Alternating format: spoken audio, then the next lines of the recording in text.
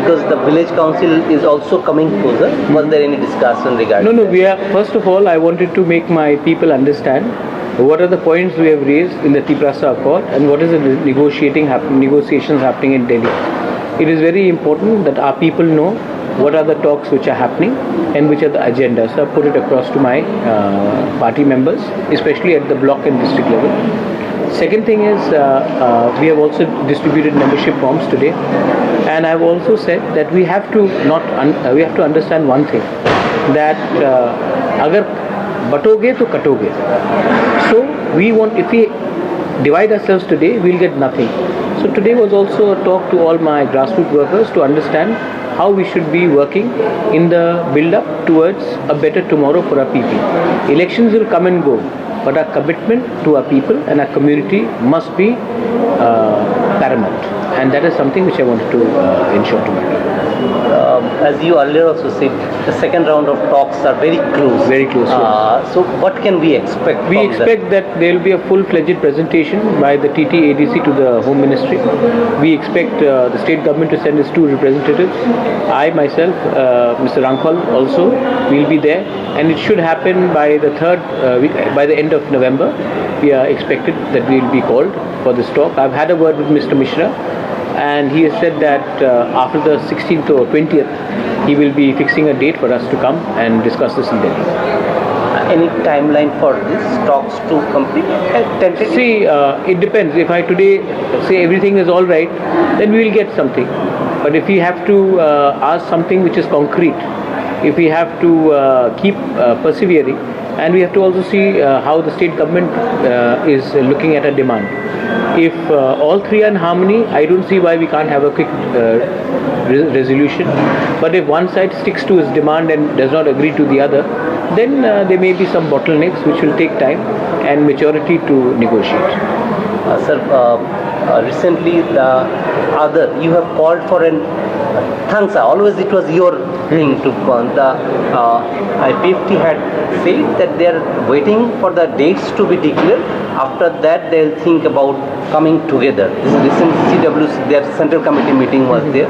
Today, the BJP president had also said that since we are in the alliance, we will try to fight this election together because we have got good result in the parliamentary election. So what is your view on that? My view is that we should all agree that development of the indigenous people and certain issues like land rights, constitutional rights and political and economic rights have to be agreed upon before we can come to any understanding. IPFT and Tipra Mota have no problem because more or less our demands, what we have been raising in memorandum, in writing, in our speeches is almost the same. Regarding BJP, if they are willing to support our demand, I don't see any reason why they should not come. Even Congress, if they are willing to support our demand, why should we object to them also? Our fight is not against any party. Our fight is for the empowerment of our community, and we will do that.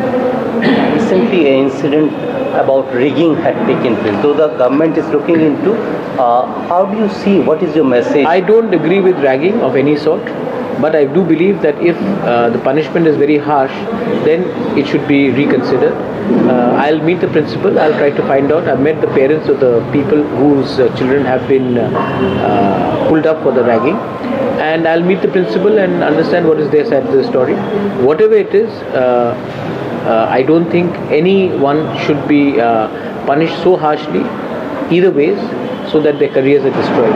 If people have expressed remorse and apologized, then penalty should be put across, and if the ragging is not so harsh, then we have to differentiate between ragging where people are physically hurt when they are mentally targeted, or when there is a harmless banter which takes place.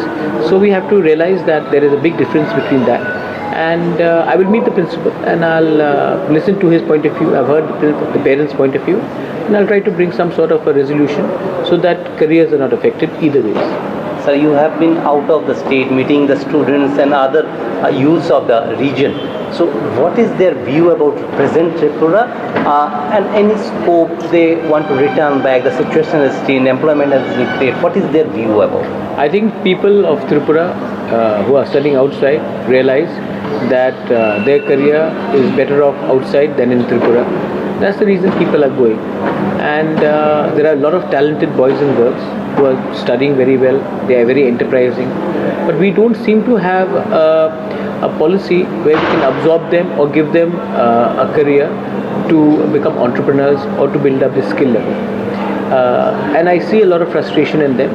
I meet them because it's very important for me to also articulate that what I'm trying to do for them, and it's very important for me also to listen to what they're trying to, what they're thinking, what is in their heart. So I think if we can meet our youngsters halfway, we will only do service to our country and to our state. They are the future of our state, and if they feel frustrated and if they feel that they are not being heard, then we are doing injustice to our next generation. So that's the reason I go out and meet them and I engage with them. I also learn something, they also learn something from me, and that way we all actually increase each other's knowledge. And the last question, sir, when you say we have to keep patience to get the fruits, particularly these talks, hang on, one of your MLA recently we have seen, he have raised question about the number of seats that Tripura has diverted from its own demand, that is the Greater Tripura Land, and that you have made way for BJP to win this election. On particularly Chittaranjan, the Burma had raised. Regarding his statement, I think I'll deal with him at a different level, not through the media. And as today you can ask any of my people, I have not given up my demand for Greater Tripura Land. And I think there are processes in the party, and if someone has made a statement like this, I'm not aware that he has made a statement. If he has, then we will talk to him and we'll probably bring it to his knowledge that we have not given up a demand for Greater Tripura Land or Article 2 and 3. It is very clear, and even today I've articulated that to everyone. And made way for BJP. No, you can't make way for BJP. BJP did not come to power in Delhi because of Tripura Motha. BJP came to power in Delhi because the opposition could not defeat the BJP in Uttar Pradesh, could not defeat them in Delhi, could not defeat them in Madhya Pradesh, in Gujarat. They got a lot of seats in Assam. It is not because of Tripura Motha that BJP is in power in center. And that MLA himself understands that we have to talk to all the party, whichever is in center, because our demand can be only fulfilled by the central party. If tomorrow Congress is in power, I'll talk to them. So my point is, Tripura Motha cannot bring Congress to power, and Tripura Motha cannot claim to take the credit of bringing BJP to power in Delhi. And we have to talk to whoever is in power in Delhi to get a constitutional rights.